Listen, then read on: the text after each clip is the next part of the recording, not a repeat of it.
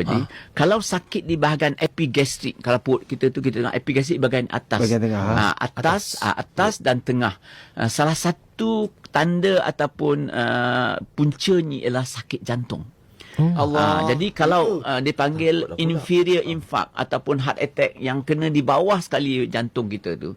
Jadi panggil inferior infarct, dan sakit kadang-kadang mimik ataupun sama dengan sakit perut. Jadi kalau ada pesakit yang ada kencing manis, darah tinggi, kolesterol, dan mungkin ada heart attack sebelum ini dan dia sakit situ dan tak settle, maka kita kena buat ujian memastikan dia bukannya sakit jantung, acute heart attack atau acute coronary syndrome, dan ini memang banyak berlaku.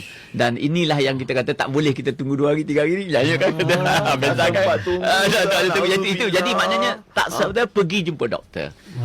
Dan kalau katakan sakit sangat pada waktu pagi teruk kat tu, di mana adalah apa pun penyakit ataupun gejala yang berlaku pada awal pagi, maknanya dia adalah signifikan. Orang tak ada nak pergi jumpa doktor pada pukul 3-4 pagi kan. Betul kan? Ada masalah.